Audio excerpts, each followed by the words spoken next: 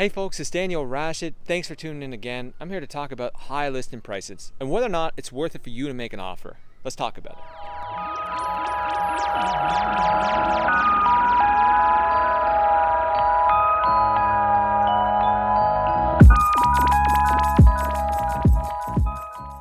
So these days, a lot of what we see on the market is very ridiculous. The prices are soaring, but a lot of the times these properties just don't sell for those prices. Now, that being said, is it worth it for you to make an offer? Is it? I mean, if something hit the market right away, there's a bit of a honeymoon period that you just can't, probably penetrate. Unless you got cash, you can probably make an offer. But after that honeymoon period of about a week, it's worth it for you to entertain that property. Worth it for you to draft something up and submit an offer, see where it goes. Especially if you can do something with no conditions, which I don't really advise sometimes unless you're experienced, you might get a solid deal in a place. I had a client about 2 months ago that we've got about 140 some thousand off of her property. $140,000 off the top of a property, and it was a fantastic deal. That being said, there was a lot of work involved. This property was vacant for about 6 months. It showed the visible wear and tear. Grass was like waist high inside. We had some rodents, flies. Like, it was something that everyone wants to deal with.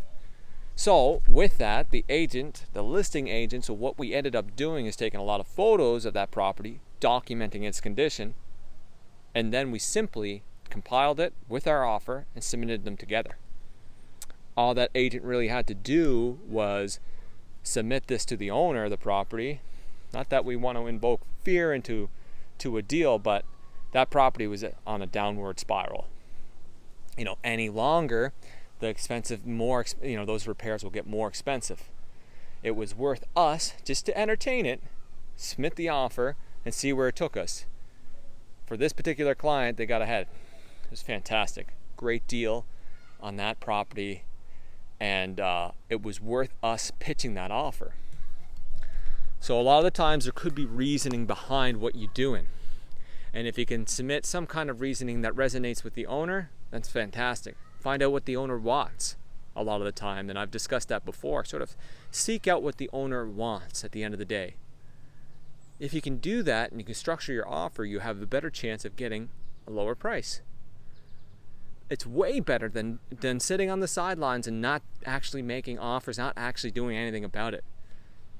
Countless times I've seen $100,000 drops in places.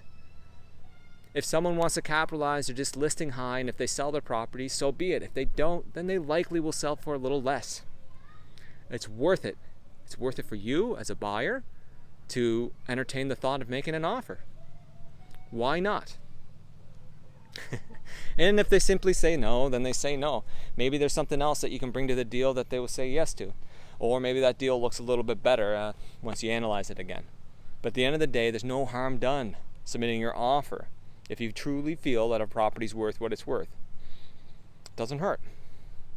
Or at least hurt to try. That's my little tidbit for today. I hope you're having a wonderful day. If you have any questions, let me know. If there's any time, any kind of videos that you want me to cover, just let me know. Take care and have yourself a good one. Get outdoors. Where am I?